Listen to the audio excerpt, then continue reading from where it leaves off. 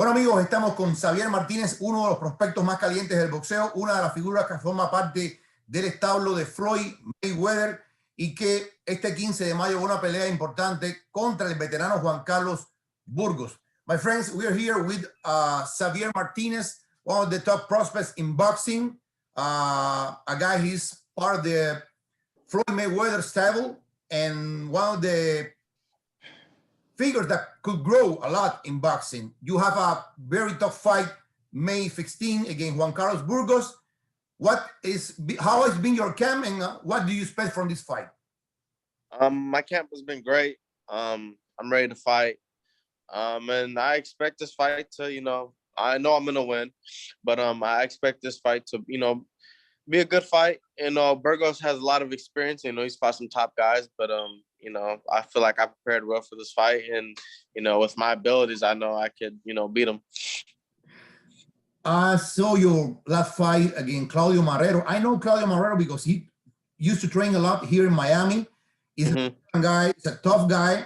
He knocked you down twice, but you get up and won the fight. Yeah. You learn from that fight.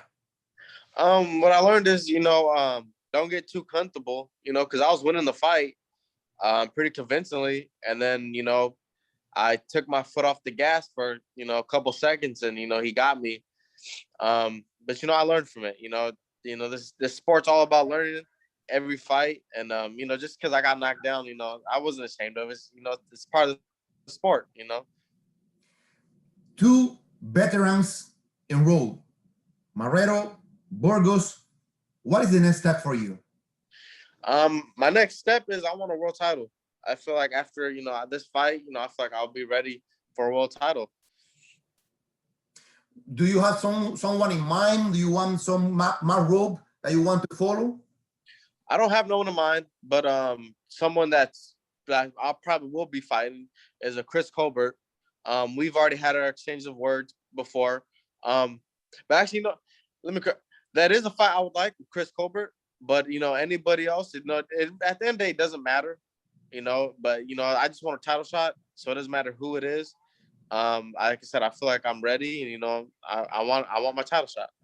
What it meant to you that Floyd Mayweather choose you? Because many people go to Floyd doors, knocking the door, hey, I want to fight for you. But he shows you what it meant for you. It's a big blessing, to be part of the Mayweather stable. You learn, being at the Mayweather gym, you learn stuff, and you learn different experiences over there. And Floyd will sometimes, he'll, come talk to you and, try to give you some pointers and all that. So, it's a great experience and a blessing. Is he speaking with you, giving some advice, see you train? What is the relationship? When I trained over in Vegas, he spoke to me and, just see me train. It was when I sparred Tank. And that's pretty much it. He's a busy man, so it's hard for him to, talk to everybody. Now, you started practicing boxing since a young age, 6 years old. That's what I'm reading. Are you not get tired from boxing? So many years, so young, fighting? Yeah. I mean, every now and then, it'd be like, damn, I'm tired. But, just the love for it keeps you going. I know one thing, I don't want to do it very long. I want to, become a world champion, do what I, need to do. And then I want to retire. But yeah, a lot of people ask me, like, you're not tired of it? Because that's a lot of years, being dedicated to the sport. But, when you love it, when you love something and you enjoy doing it, you don't, you like doing it. You don't want to stop doing it. You have a very good amateur career. It's been difficult, the transition from amateur to the pro ranks? Amateur, I felt like more political. You got to be real well known. The reason why I didn't go to a lot of tournaments was because I was getting in trouble. So every time a tournament happened, something would always happen with me. But with amateurs, it's a lot real political. Professionals, I mean, it's political too, but I feel like it's not as near as bad as amateurs. I know that you get in trouble a lot when you were in school. People want to go over you.